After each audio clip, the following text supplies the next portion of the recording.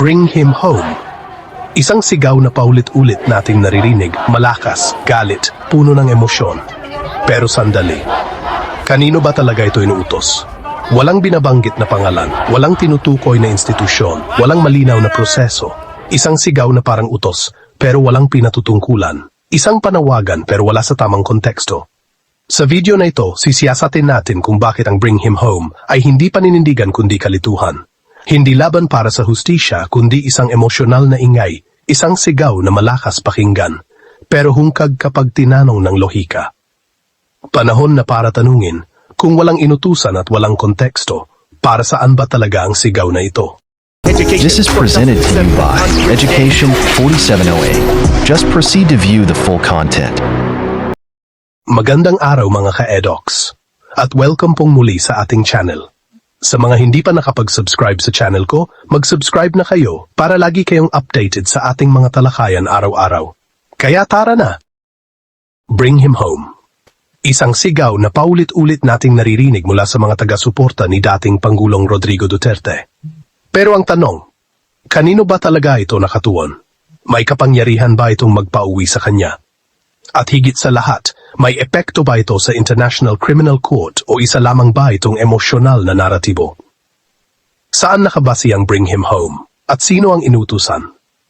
Ang panawagang Bring Him Home ay hindi nagmumula sa anumang legal na kautusan o opisyal na proseso.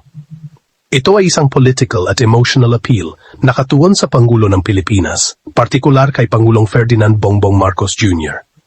Sa madaling salita, ang mensahe ay ganito. Gamitin mo ang kapangyarihan mo bilang Pangulo para pauwiin si Duterte at ilayo siya sa ICC. Ngunit dito pa lang, malinaw na ang problema. Walang direktang kapangyarihan ang Pangulo ng Pilipinas para balewalain ang proseso ng ICC, lalo na kung ang kaso ay umabot na sa international jurisdiction. Ang sigaw na ito ay nakabase sa paniniwala, hindi sa batas.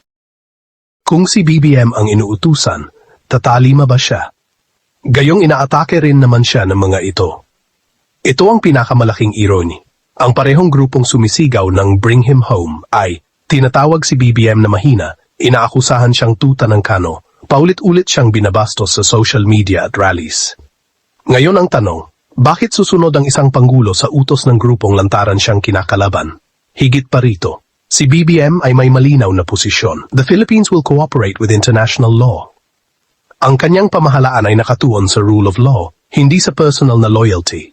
Kaya sa realidad, walang political incentive si BBM para sundin ang panawagang ito. May kapasidad pa ba ang pamahalaan ni BBM sa proseso ng ICC? Ang sagot, limitado, pero hindi zero. O umatras ang Pilipinas sa ICC noong panahon ni Duterte. Ngunit, ang mga kasong saklaw ng ICC ay naganap bago ang withdrawal. Kaya may jurisdiksyon pa rin ang ICC. Ang maaring gawin ng pamahalaan ni BBM ay makipag-ugnayan sa proseso, magbigay ng impormasyon o legal stance, hindi harangan, kundi sundin ang international obligations. Ngunit malinaw, hindi pwedeng basta sabihin ni BBM na pauwiin na lang si Duterte at matatapos ang kaso. Hindi ganon gumagana ang international justice. Ano ang posibleng resulta ng naratibong ito? Mapauwi ba si Duterte dahil unfit to stand trial? Ito ang pinakadelikadong bahagi ng naratibo. Ang claim na unfit to stand trial ay hindi sapat ang sismis, hindi sapat ang video, hindi sapat ang edad.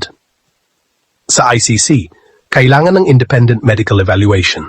Dapat patunayan na walang kakayahang umunawa o lumahok sa paglilitis. At kahit pa, ang unfit ay hindi automatikong pag-uwi. Maaring isuspend lang ang trial, hindi i-dismiss ang kaso. Kaya ang katotohanan, ang Bring Him Home ay mas epektibo bilang propaganda kaysa bilang legal na solusyon.